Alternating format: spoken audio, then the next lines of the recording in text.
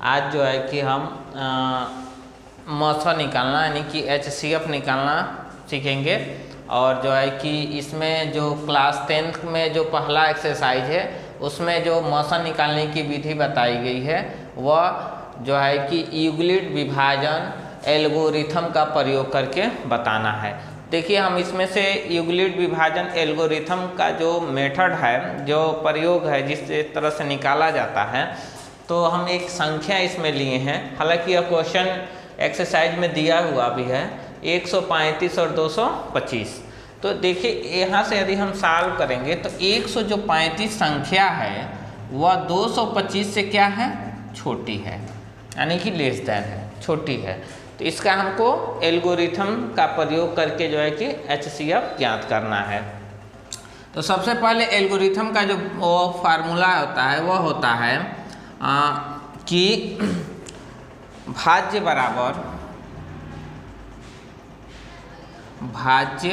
बराबर यह होता है भाजक गुणे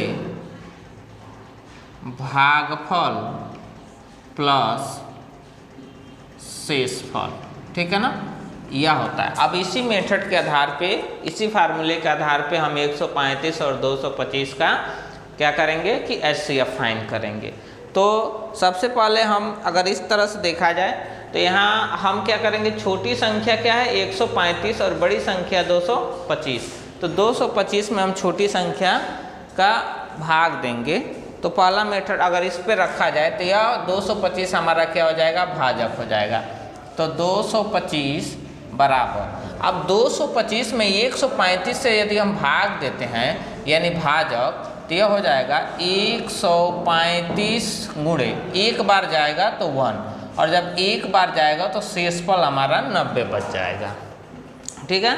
उसके बाद यह होने के बाद अगला जो भाजक होगा हमारा, यह भाजक 135। तो 135 में हम क्या करेंगे, 90 से भाग देंगे। तो 135 में जब हम 90 से भाग देंगे तो यह 90 गुणे 1, यानी कि 90 से भाग देंगे तो एक बार जाएगा और हमारा जो शेषफल बच जाएगा वह 45 बच जाएगा, ठीक है ना, हमारा शेषफल हो जाएगा 45।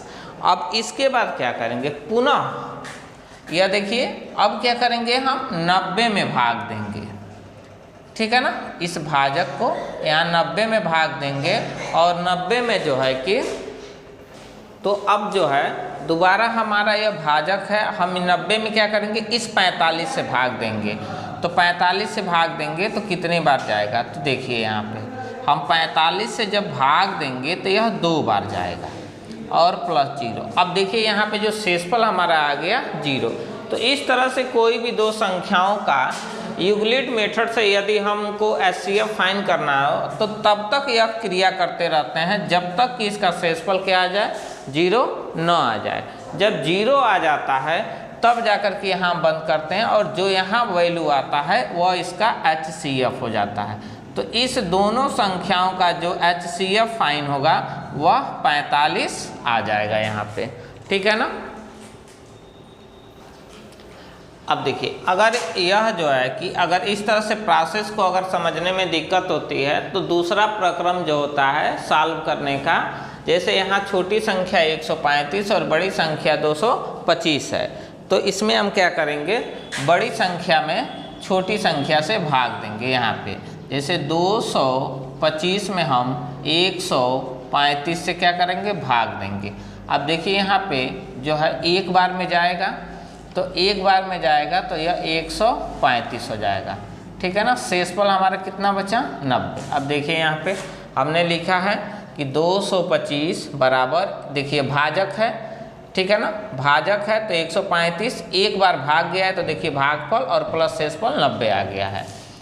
तो उसके बाद जो है पुनः जो है हम 135 में 90 से भाग देंगे तो यह भी एक ही बार जाएगा 90, और यहाँ पे हमारा जो शेषफल बच जाएगा वह बचेगा 45।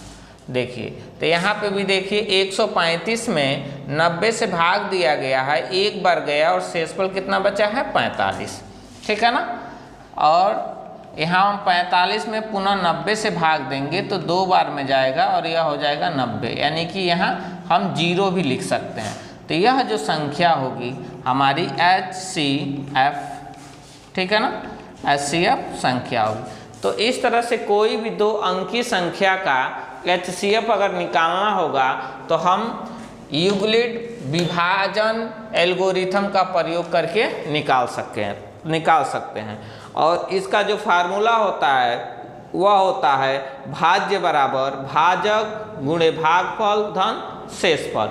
अगर इसमें अगर भाग में हमको समझाना है, जैसे यहाँ पे अगर कोई संख्या अगर इसमें समझाना है तो इसमें भाजक क्या है, भागफल क्या है या शेषफल क्या है, तो इसके लिए देखिए यहाँ पे जो होती है वह संख्या वह होती है भाज्य, यह होता है भाजक, और यहाँ जो मिलता है वह होता है भागफल, और भागफल के बाद जो घटाते हैं जो नीचे बचता है उसे हम कहते हैं शेषफल।